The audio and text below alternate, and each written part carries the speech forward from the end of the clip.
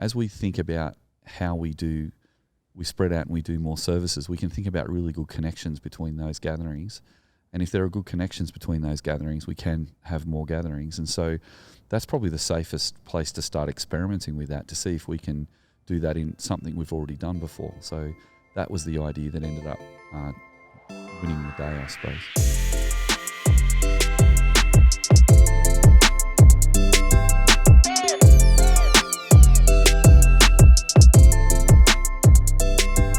Hello everyone and welcome back to the Shock Absorber podcast. I'm very excited to be here again with my co-host Stu Crawshaw. How are you today? I'm very well, Joel. How are you? I'm very good, thank you. We are here, of course, at Soul Revival Kirrawee, ready to record another episode. And how are you feeling about what we're going to talk about today? Excited? I'm very excited about today, yes. I like each week we get together, but today's particularly exciting. Oh, that's good to hear, because you're obviously a driving force behind what we were doing, what we're going to talk about in this episode. Last episode we were talking about how we moved into the factory as a new venue for Soul Revival Church, talking about how Oldenburg's third place theory played a big part in how we actually wanted to get the venue ready, and how it kind of played out and what kind of areas we wanted to make it into a welcoming environment and hopefully kind of do church the way we wanted to. But moving into 2013, we were, again, very lucky and thankful to God that we were growing with more and more people. And we moved into 2015. Now, do you want to tell me what was the main focus of 2015? It was to plant a new gathering. Yeah, so as we moved into the factory, like you said, God was very generous and kind to us, and we saw a lot of new people come along, and we grew into the space really well. And we had it set up so that there was you'd come into the space and there was a nice welcoming area with a coffee machine and a cafe, and then people were able to come into the auditorium and then have dinner afterwards on a Saturday night. And it was a really good way to include new people. So new people were able to get to know each other and get to know us a lot quicker, and vice versa. And so over a period of months, we grew to be fairly filling the space at the new factory, and so we started the conversation about, I wonder what it'd look like if we start something, a second service at the same location, second gathering. I was wondering in that sense, is like, how did we start thinking about that? Like we decided to plan a church. We decided to start a President Avenue Community Church, which is very lucky that they were able to offer that for us to use. And then we obviously moved into the new venue where we are here. How did we start thinking about planting a new gathering then? What were the first steps? Because we'd done it once. How did we start doing, we have to do it two at the same time now? So again, the launch team got together and we started to talk about that. And because we'd been a youth ministry at Guymer Anglican Church and we'd run a Saturday night and a Friday night, it was actually a natural conversation for us to start there and say, should we start another Friday night gathering? That was the same and different. So it was the same because we thought maybe it was time for us to start a youth ministry and a ministry for senior high on a Friday night, and set that up in the same way as we'd set it up at Guymer Anglican, in that instead of starting a youth group, that the youth leaders would be a peer group and that the kids could grow up to become friends with the youth leaders over time. And that Friday space is a good space for a youth community. But then as young people got into year 10, we thought that they could grow up and become part of the Saturday night community. So that would be nice. That was the same, basically, bringing the principles from Guymer to this new church plant. But what was different was this idea of a gathering on a Friday night. But it's something we'd always talked about doing and never had an opportunity to do. Were there any other thoughts about, I think that we can say that we did decide to do it on Friday night. Were there any other thoughts around we should do it on a different time rather than Friday? Because I know, knowing you quite well, I think you would have been pushing pretty hard for Friday night, being involved in youth ministry for so long. Yes, yeah, and that's definitely true. Like for many years I'd been running youth ministries where we were constantly in a conversation of how do we get the young people from Friday night to go along on Sunday night to the youth service. Instead of running a youth ministry on a Friday night that's goal was to get people to the other service that we ran at the church on the Saturday night, we obviously wanted kids to grow up into that over time, but I've always thought, wouldn't it be great if we tried to have an experiment to have an actual gathering, a church service, standalone church service on a Friday night for the young people who go on Friday night, but not make it a youth service. Have it an all-age, all-stage service, and do that on a Friday night. And there were two reasons for that. One is we thought if we put our second service on a Sunday, that might attract more transfer growth because Christians go to church on Sunday and they're used to that. And if Soul Revival is a new church in a factory, might be something that people might check out. And we thought there will be a certain amount of transfer growth as we start a new church, but we wanted to maximise the mission that we were there to do. So we planted a church for people who don't already go to church. And so far in our journey we'd had 25% of the people who'd come along to our church as de-churched or unchurched people already. De-churched means people who used to go to church but then stopped going to church after more than a year. Unchurched people were people who haven't even really been a part of church culture. And in the Sutherland Shire, because most people have been to a wedding or a funeral or been in a youth group or gone to Sunday school, because as we were growing up, there was still a cultural reality to that in our area. Most of the people who weren't transfer growth, meaning transferring from another church directly to Soulies, most people were de-churched people who'd stopped going to church at some stage. Maybe some people, there was one lady who hadn't been to church for 25 years until she decided to give it another go. Yep. And that's why church plants are good, because they often give people who haven't been going along to church a new opportunity to go along. So we thought Christians don't tend to want to go to church on Friday, but non-Christians don't know the rules. That's kind of the idea. Yeah. So they'll just, there's a church service on Friday, they'll go. Yep. Christians aren't used to that in their culture. Christians are used to saying, in our culture, they're used to saying, wear something like what I'm used to. So doing something on a Friday night was good. That was the first reason, because it might increase our mission growth. That was what we were hoping. But the second reason we chose Friday night was we thought, because we're running all age, all stage services and gatherings, if we put an all age, all stage gathering on Friday night, not just a youth service, then young people who have become Christians can ask their unbelieving parents and grandparents and family members to come along. So it would actually increase our mission effectiveness. When I was doing ministry at Guymer Anglican, we had a youth service. Now, Soul Revival grew a lot through mission.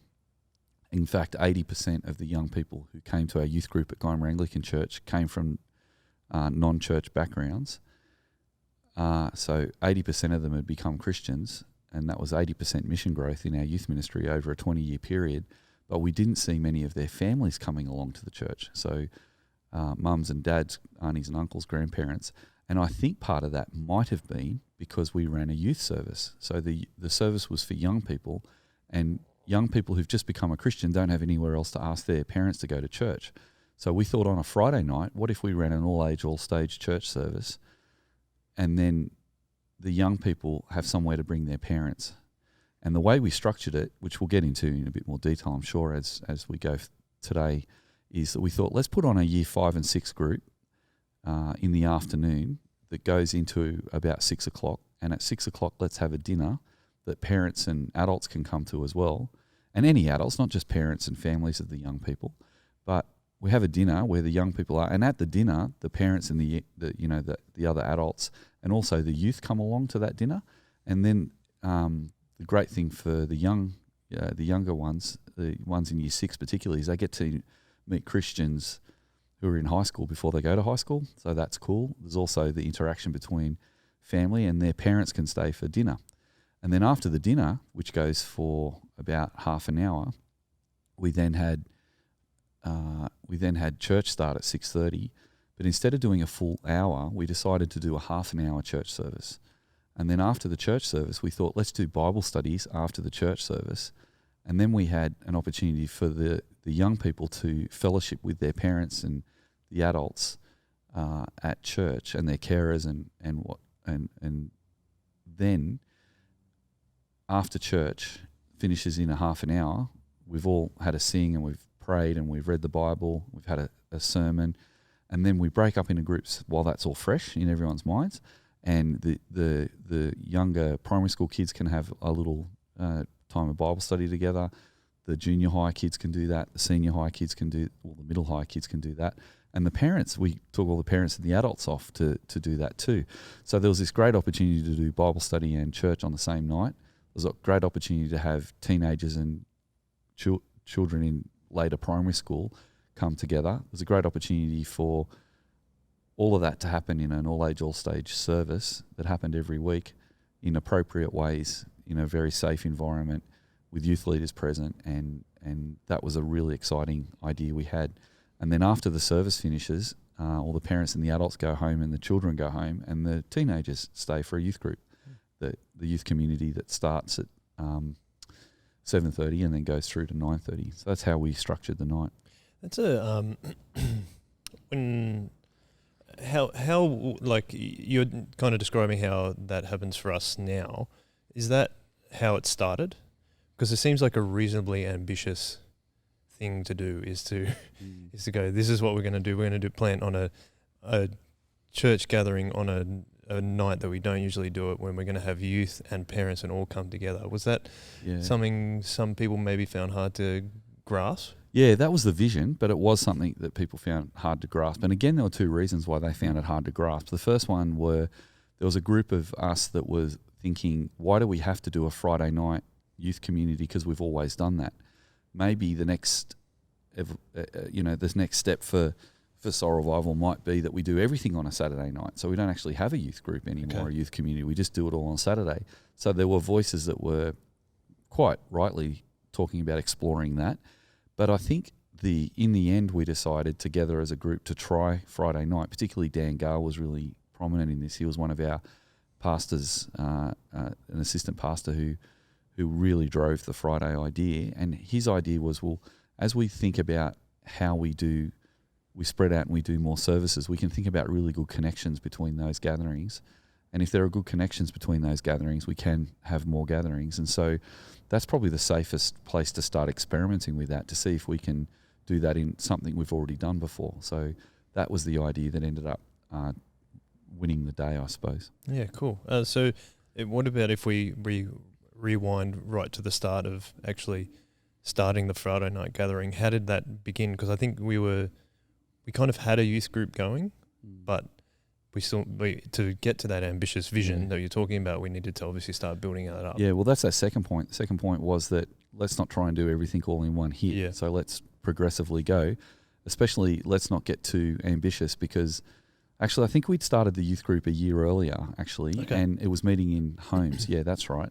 And as it was meeting in homes, we only had a handful of teenagers anyway, so we couldn't be too ambitious with a Friday gathering because we only had a handful of teenagers and even less young people in year 5 and 6. So it was a very small group, not many youth leaders.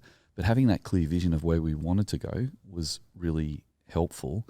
And when we'd made that decision to go on Friday night, we thought we'd start with the youth ministry first, and we set that up, and that was running really nicely. And then we set up the kids group as well for the year 5 and 6 groups. We made a decision to go for year 5 and 6 because our experience at Gymea had been that year 6 children found it increasingly frustrating to be in a group with kids from the whole of primary school, because they were already looking to their future, to that next age group, and to help them in their transition into youth culture, I suppose, in going to high school. We thought, wouldn't it be good if they were there present on the same Friday night and could start interacting with teenagers? The all-age, all-stage approach, some people have said, well, Stu, you're sounding a bit more homogeneous unit principle now. Haven't you been saying in the podcast, that we're trying to do all-age, all-stage, do it all together? And that was the discussion, because people were arguing with me saying, but you're now saying we need a youth group and a kids group, and weren't we setting the church up just to be all the ages together, and isn't the service meant to be all-age, all-stage? Well, the answer I gave to that was that I think it's good to have stuff together where we're all together, but it is really appropriate within the context of that to also do things for specific age groups as well.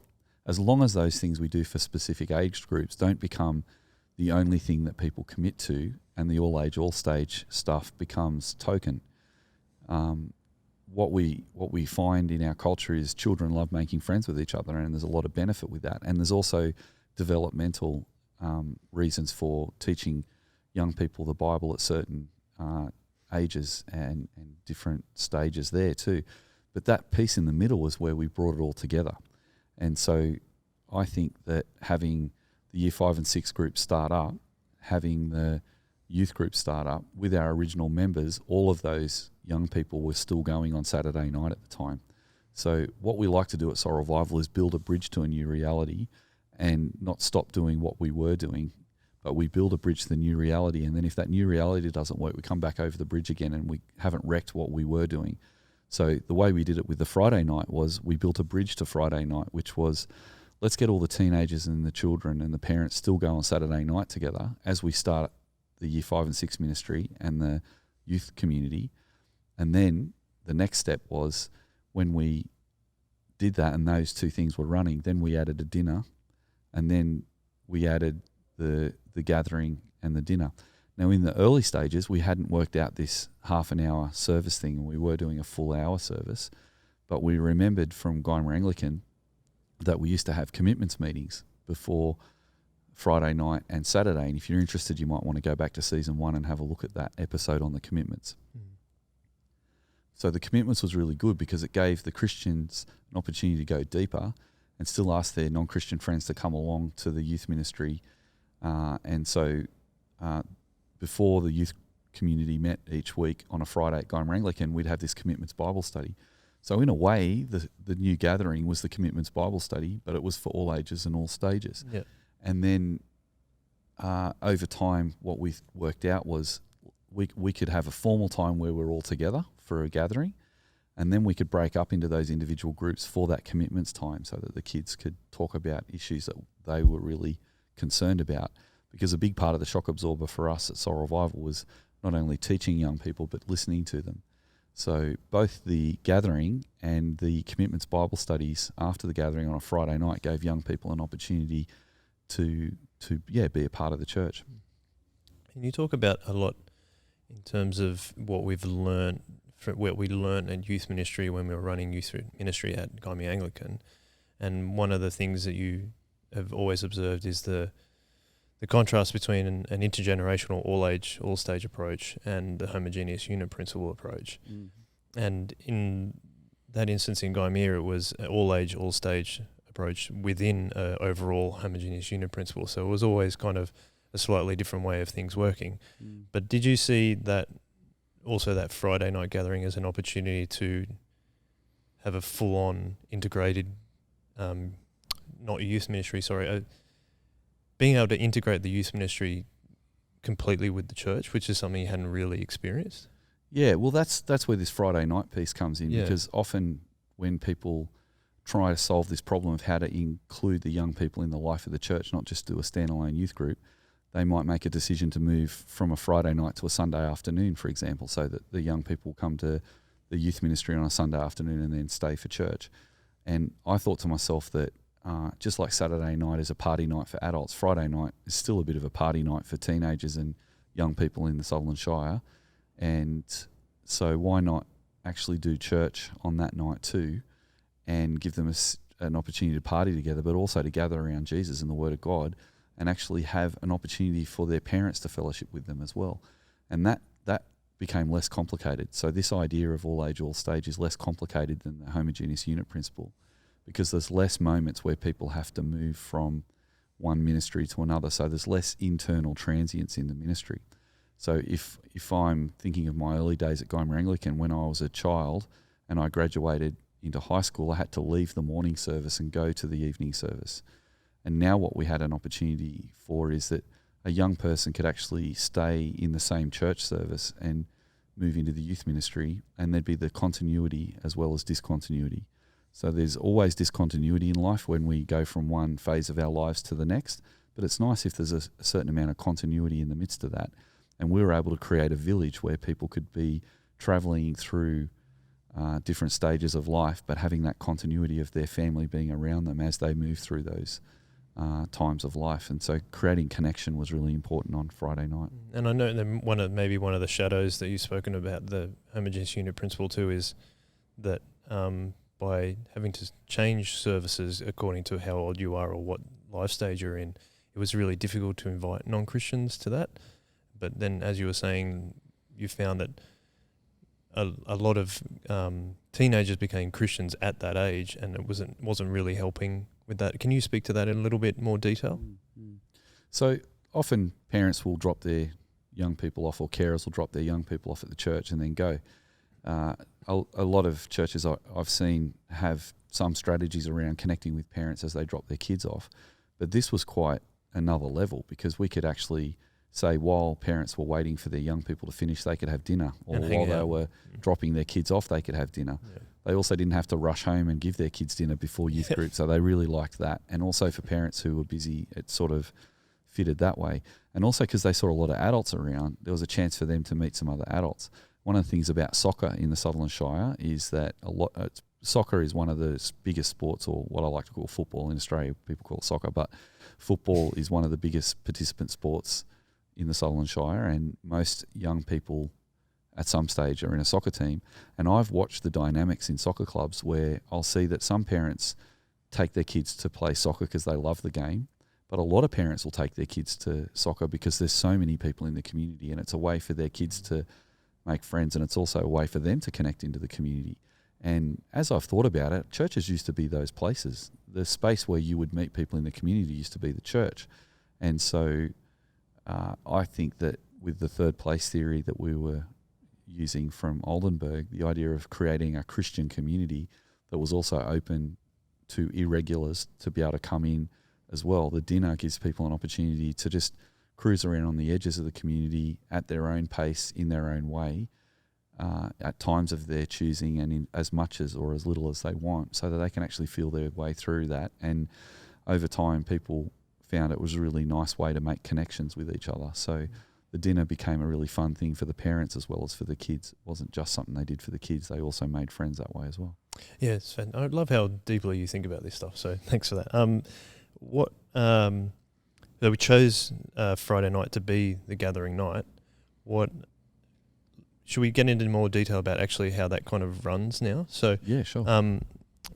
I know that what we've learned over time is that we want to try and plant with our 10 service teams, but I'm guessing because that was kind of in the early stages of moving to the new factory, that wasn't definitely possible at the time. What did we do first, and what did we want to make it look like? Yeah, I think that's a really good point, because one of our service teams was the youth ministry, and one of our service teams is the kids ministry. So in one sense, we had two ministries present on Friday night, and for quite a while we actually didn't think about it heaps, because we just had those two ministries run the night.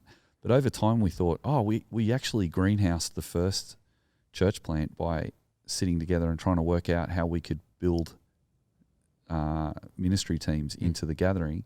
And later on we realised one of the mistakes we made when we started Friday night was we didn't greenhouse the whole thing. Yeah. And I think that might be why we had so much discussion for quite a while actually about whether we should do it and what we should do.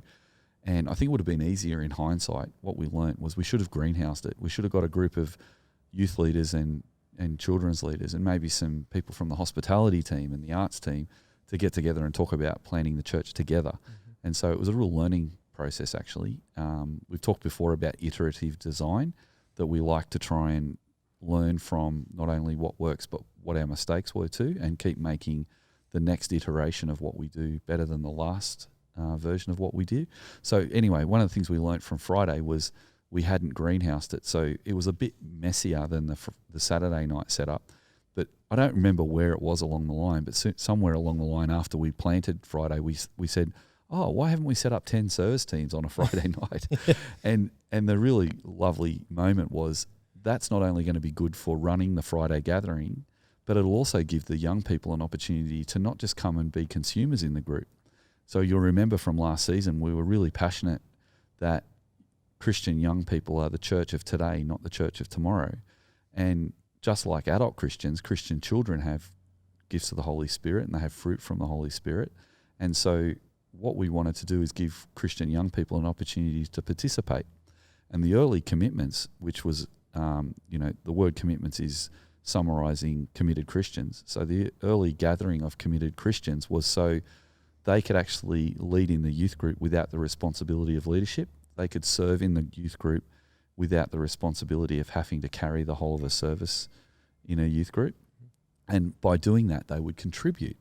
And so, as we've said in earlier episodes, one of the problems with the homogeneous unit principle, a shadow of it, is that it can create Christian consumers who just come along to consume an event. And the same thing is true for youth ministry and kids ministry. The youth come along, the leaders run it, they do everything, the kids just participate in the program, and then they go home. So when we came to remember that, we should have put 10 service teams into Friday night, that would give us an opportunity to have adults who were leading those 10 service teams, but it also gives an opportunity to have committed Christians within the youth ministry to be able to participate in the running of the gathering as well as just being in the gathering. Yeah, right. I hadn't really thought of that, but that's that obviously is a big learning from what we started originally. So, should we do like a blow by blow account of kind of how that Friday night gathering runs? So I believe it starts with Fuse, what we call the group Fuse, which is years 4 to 6. Is that right? Year 5 and 6. Years 5 and 6. Sorry, and then but in fourth term we have year 4 kids come along to help them integrate into the group. Okay, so the last term of them when they're in year 4, they come to the group, so they're coming into year 5. When they're in fourth term. Yep. Okay, right. So, what time does that start? Is that 4:30? So that starts at 4:30. 4:30 to 6. Okay, so that goes from 4:30 to 6, and then there's a meal in the middle. Is that right? Or they have afternoon tea when they first get there because they're tired. They've had a big week, and they get to run around and have some fun. Yep. And they have a meal. Yep. And then isn't it followed by the gathering? Yeah, well, first of all, before the gathering comes, they have some activities and they'll have a talk where they'll sit around for 10 minutes or 20 minutes and have an opportunity to participate in a Bible study. Yeah. Okay. And that's really good because some of the kids don't get to stay later. So we only have about half of them being able to stay later and half of them go home. So currently we have about probably 15 to 20 year 5 and 6 kids coming along to that Fuse group. And probably half of them will stay around for dinner, which starts at 6 o'clock. Right, okay, so then that starts at 6 o'clock. But then also at dinner time, the parents are there? Yeah, so the parents will come and we really want that to be opt-in or opt-out. Yeah. So the parents can choose to take the kids home or they can stay as well and have dinner with their kids as well. Okay, and then also the guys that are in the youth group are coming to that too, is that right? Yeah, they do. So then the youth members come along for 6 o'clock at the dinner, yep. Okay, and then so the gathering or the church service starts at 6:30, yep. And so that's, as you said before, that's a half hour kind of short sermon. Yes, and then there's obviously some singing, prayer. We have about a 15-minute sermon, so it's not super short.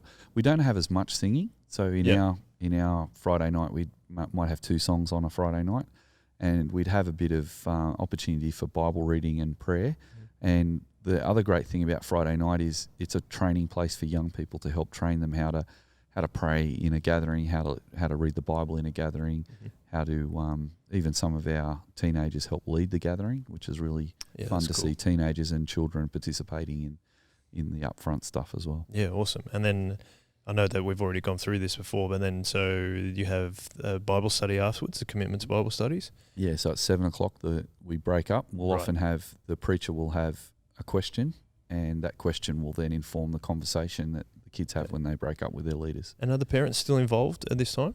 Well, the parents stay. Yep. And what I do on a Friday night is I'm there every Friday night, and I go with the adults, and we go and have a conversation about the same stuff our kids are talking about. Yep. And that means that when they can get home, they can all talk about it together. It's a family as well, because we don't think we're the primary spiritual caregivers of the children and the teenagers. It's their Christian parents, if they have Christian parents, and carers that are. Yeah, I think that's really important to make that obvious.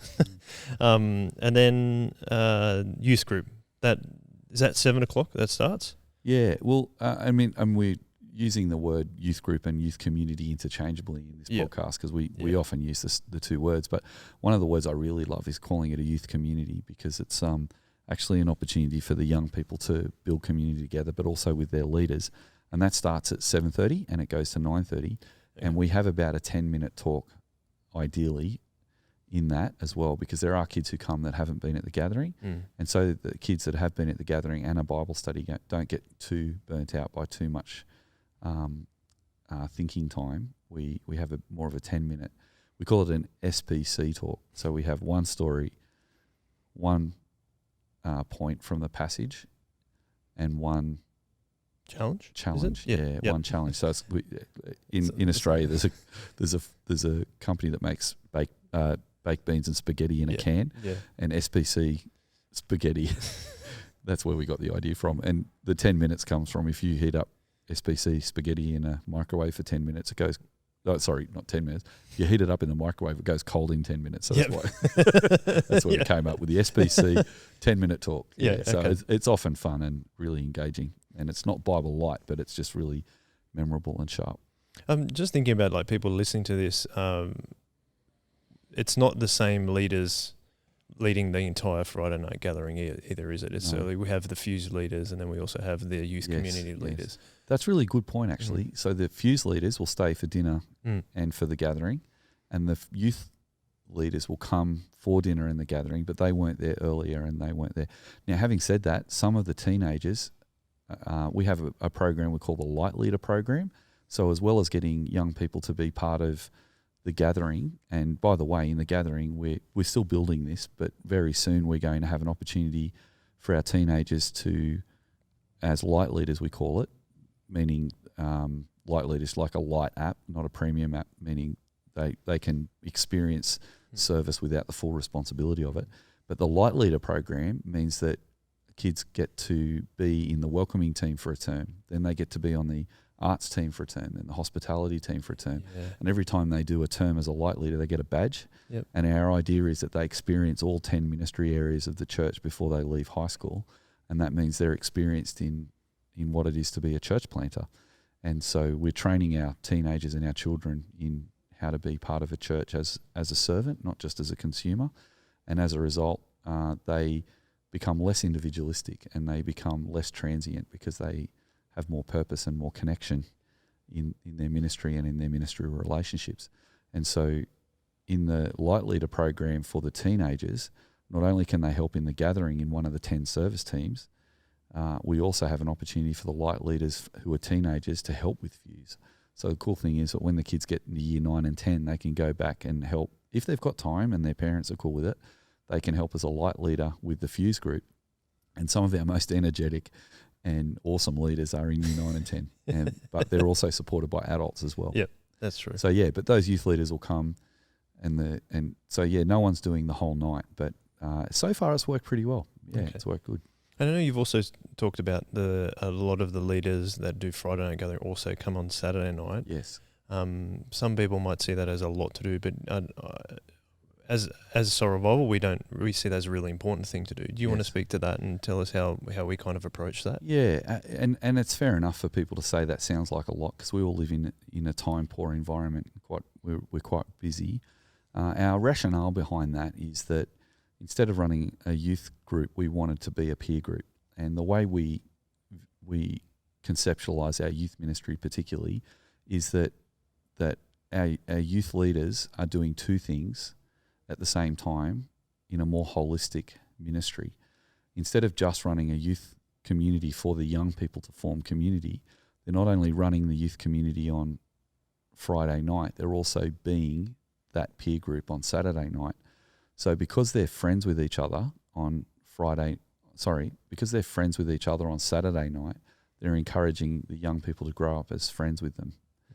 Now, the great thing about that is our young people, our young adults, they hang out at a thing called late night after church on a Saturday night, and that's their party. They just have a party. They gather around the Word of God and they talk about how to live their lives as Christians, but then they share their lives together in that context, and they ask their non-Christian friends to come along and they ask other Christian friends to come along. There's something like between 60 and 70 young adults on a Saturday night. And what they're doing on Saturday night is having a great time, and they're also, from time to time they'll go to parties and they'll go to weddings and they'll do other things, but regularly they're meeting on Saturday night together, creating really deep and abiding friendships that mean that what we're doing when we're running a youth leadership team is we're taking some of the friends from Saturday night and they're expressing their friendship in part by serving the young people. Now, usually in the Sutherland Shire, people express their friendship through special interests like sport or music or whatever it might be. So if I'm a surfer and I'm friends with other surfers, we'll go surfing together. What we've been seeing at Soul Revival is that we're friends with each other on Saturday night and we're serving Jesus together with each other on Saturday night. And so it actually makes sense to express our friendship in Christ with one another on Friday night by serving. And so it's actually a really nice way of expressing a Christian lifestyle for the leaders. It's not just like a part-time job that they've got to somehow fit into a busy schedule. Now, some people don't have time for that, and that's completely fine, and not all our young adults are youth leaders, but there is enough of our youth leaders who have time to do a Saturday and a Friday night commitment that it actually makes it a very holistic youth ministry, because they're expressing the community that they're growing the young people up into. And one last thing I'd say on that is that I've seen over the years, after 30 years of youth ministry now, that no matter what you teach the kids on Friday night or Sunday afternoon, it's how the youth leaders live on Saturday night that will really be the way that the young people will grow up.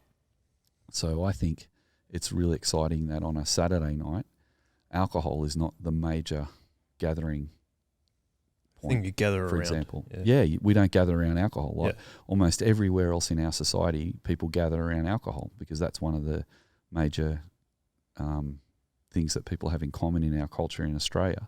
Now, I'm not saying that none of our people on Saturday night drink. I don't personally drink, but others in the church do.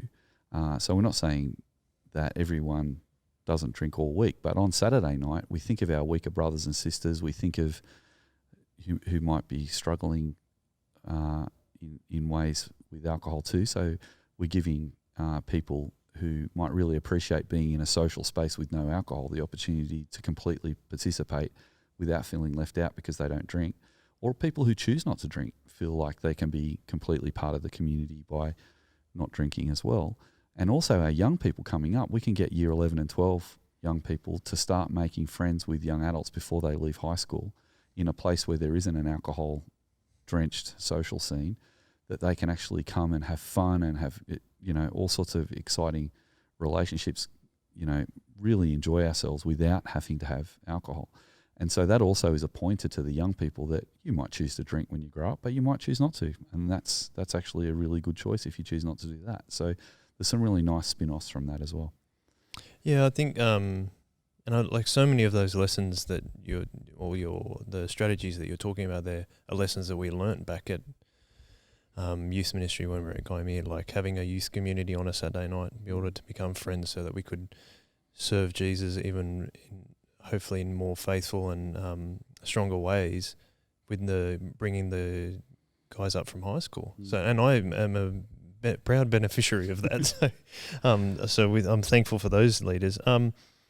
We talked about youth a lot and how Friday night's kind of like a bit of a flagship for them. It's not exclusive for youth, but it's kind of a bit of a flagship for them. What about our younger churchgoers? How do we kind of involve them in these kind of ministries and across the gatherings at Soul Revival? Yeah, so the good part about having the young people there on a Friday night is that they can be a part of the service. They can learn how to read the Bible and they can learn how to pray. And the outcome of that is you can have teenagers and children participating in our other gatherings across the church. We have another program we call the Commitment Helper Scheme, which is if you're in a gathering that is your gathering, you can even serve in that gathering. But if you've got more time, like our young adults on Saturday night, you might want to help in another gathering. And that's really helpful for our church plants. Yep. For example, our Cronulla church plant, we have people from Kirrawee gatherings coming down on a Sunday night to help and to participate. And when it comes to our children, if they're learning to serve in the church from year 5 and 6 onward, and by the way, we include our children in primary school at an earlier age too, that they can do things in the services as well. But we particularly start to train them in year 5 and 6 at the moment. But you can have a young person who's read the Bible on a Friday night that might, they're doing speeches at school where they're learning how to stand up in front of kids at school and do speeches. So it's a great opportunity to use those skills in church too. And if they feel comfortable on a Friday night, not only do they have that opportunity, but if they were to be a commitment helper in another gathering, or say their parents go to Sunday morning now, we've got another gathering on Sunday morning, they might get up and read the Bible in church as well. So we're hoping that our children will also, as we've already said, they're not just the church of the future, they're the church of the present. So as well as being able to come into our gatherings regularly and being a central part of our Friday gathering, we want them to be able to serve as well as just consume the gathering. And that's another kind of initiative that we've kind of just started this year at Soul Revival is the Commitments Week, where we're actually getting our community groups, the ones that are possibly likely older, to be meeting up with a different community group, which is actually more skewed towards young people. And having done that just recently, it was a really cool way to actually keep building those intergenerational ties. I know that I think that a lot of those ideas came from you to implement that. Do you want to speak to what the thinking was behind getting the community groups together in terms of different ages? Yeah, well, again, the Commitments was a really core strategy of Soul Revival Youth Ministry, and it's a growing reality with our church plant. And we've just been thinking through and praying about how do we do commitments, or rather, how do we help committed Christians who are children and youth to be part of the church today too? How do we also help different generations come together? So one of the ideas we've got is to have 1 week a term, we call Commitments Week, for the committed Christians to grow in their love for Jesus and their love for each other, to grow in their discipleship and their mission, and also to actually be one community of Christians across the different gatherings. So they're some of the things that we wanted to try and achieve with Commitments Week. We've also started prayer and evangelism teams in each of our gatherings now, so that people can pray for a Christian friend and a non-Christian friend at the beginning of Commitments Week. And then during the week, we ask adult Bible studies to host a group of youth and their leaders, or a group of children and their leaders, to their Bible study, so that they can have a chance once a term to meet up together to talk about what it is to be a Christian. And the great thing about that is that some people from the Sunday morning service, we now have a Sunday morning gathering, for example, or a Saturday night, they might not see all the young people every week on a Friday night who are having this great fellowship on Friday night, but once a term they can get together that way. We also have Easter, we have a week away holiday together, and we have Christmas, and then a planning day together. So there are 4 times during the year where the whole church gets together across the 6 gatherings. But then now we've got this Commitments Week. In Bible studies, people can be getting to know each other and can be discipling each other across the generations in safe ways, in ways that really work. Yeah, well, in my community group where we had people come along, we had, I think the age ranges from about 45 or even a little bit older down to 14. So that was fantastic. That was a really fun. Yeah, that was a really fun night, actually. It was really cool. We kind of talked about children that were like from year 5 and year 6, but also the younger age groups are very important to our church too, because as you said, we said many times, the youth and children are part of the present of our church, not just the future. Something we're going to talk about in probably the next season is how we really focus on kids ministry as well, Soul Revival Kids, as we like to call it. Is there anything that you can see that if the people that are listening to this, how does our children's ministry inform how they grow up into our church? Is there some important factors that we could be focusing on? Yeah, that sounds good. So our children's pastor, Tim Beelhartz, is really leading us in our thinking through our children's ministry. And we've talked a bit today about the Friday night gathering for 5 and 6, but we actually have a children's ministry at each of our gatherings across the weekend. Yep. And the way we structure that is we have a children's pastor, and then we have gathering coordinators for children in each of those groups. So they have almost like a department. So on Saturday night, we'd have something like 20 kids in Saturday night gathering, and there's, I think, some more than that on our Sunday night gathering, which we'll get to in a later podcast, but it's about 20 to 30 kids on the Sunday morning. Tim oversees a team of coordinators who then oversee a team of leaders within those gatherings. And those children's ministries run teaching time before the start of each of the gatherings. So on Saturday night, it's 5 to 5:30 is the teaching time. And we've said it earlier podcasts, we've developed a new strategy that we're trying, which is called Kids Chill. So some parents choose to bring their kids into church after the teaching time, which is terrific. And the kids' leaders come into their church service as well. That's not doesn't always work in practice, but that's the theory. And then the idea is that we get all the safe adults in the church to go on a roster to go and spend time with the kids who are a bit busier, who hang out maybe and just do some craft or do some run around, play handball, whatever it is. And it's not just child minding, it's actually an opportunity for the kids to get to know the safe adults in their gathering, and the relationships that are developed through Kids Chill at each of our different gatherings go beyond the year 5 and 6 group. It's right down to the littlies even. So I might have told this story before in an earlier podcast, but my favourite story to see an outcome of that Kids Chill is one of the girls was getting dinner one night. She's an 8-year-old girl, and she was holding my mum's hand. My mum's in her 70s, and the young girl was saying to my mum, "Come on, Auntie Bev, it's my turn to have dinner with you tonight. You're always too busy talking to everybody else. I just want to have dinner with you tonight." And I thought that's really nice, seeing those two getting to be friends. And as that happened quite a few years ago, and over the years that young girl's now a teenager, and they're still friends, and they're growing deeper in their friendship in really safe ways. So that's sort of the idea we're trying to build. Like, there's time for the kids to learn about Jesus in age-appropriate ways, but also to do that in community with the whole church. So some people would say Soul Revival is in between the Homogeneous unit principle and intergenerational church, because some churches that do intergenerational ministry to youth and children do everything together, and the kids are in the service with the adults for the whole time. Because we've made a choice to do some things with kids and adults separately and some things together, some people see that as a step towards intergenerational ministry, but we see it as a really healthy, vibrant intergenerational ministry where kids can be kids sometimes and adults can be with adults sometimes, and it's not token when they come together and do that every week. The dinner is a good example of that, for example. But Friday night is probably our I get really excited about seeing the kids and the adults ministering together in the service and the Bible study and the dinner and the 2 youth group and Fuse group working together. I find that really exciting. Oh, we know how passionate you are about youth ministries. Yeah, very.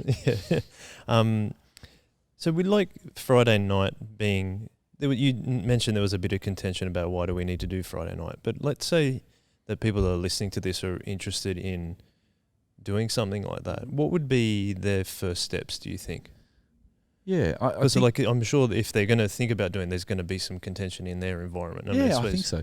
I think whatever you call it, sit down and have a conversation with the people who are going to be involved and try and work out from the beginning, what do you want to achieve? You need to make a decision. Do you want to have something where there is some time for the primary school and youth to be separate and then some time for them to be together with the adults? And if you're excited about that, I would suggest continuing to do whatever it is you're doing now and build a bridge to that new reality and talk about what's the first thing we can do that's achievable. Try that. And if that works, what's the next thing we can do? That's how I'd suggest would go ahead. Yeah, cool. Well, I mean, I think that's kind of the best description we can do of our second gathering that we planned back in 2015. I feel like the next question was, what were we going to do after that? Like, one of the real things was like, how do we multiply our service teams? Because, I mean, we talked about those kind of strategies with youth, but they were going to obviously take a while to grow up in that because they were young at the time.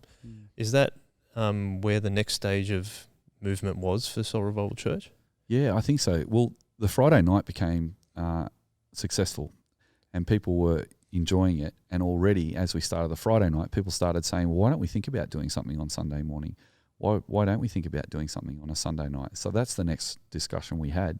And that was interesting too, because it was all about multiplication, really. And the way that we went about that was to set up, we had 10 service teams and we needed to set up central coordinators for those teams and then have gathering coordinators in each of these, what would become 3. And today we have 6 gatherings now. So to multiply this idea, we needed to get our structure right. So I think in the next podcast, we're really fun to talk about, for example, how did we do our hospitality and our pastoral care on a third service? And what did the third service look like? And how did we use food on the third service? But also, how was that an illustration of how to start thinking about multiplication of ministry in a way that didn't burn people out? Yeah, absolutely. So that will be the next podcast. We'll wait until that one, where we did plan a Sunday morning gathering. So we'll have a chat about that. Guys, if you do have any questions or any kind of feedback, we really enjoy it when people actually get back to us and tell us what you're thinking, or if you have any questions about what we're talking about. If you do have any of those kind of things, please email me at joel@shockabsorber.com.au, and we will really endeavour to get them on the show, because it'd be really fun. And Stu always likes answering questions. I'll just ask them. But for now, we'll leave it for this episode. Thanks very much for listening, guys. And as always, we'll finish with a one way. One way. See you guys. Yeah.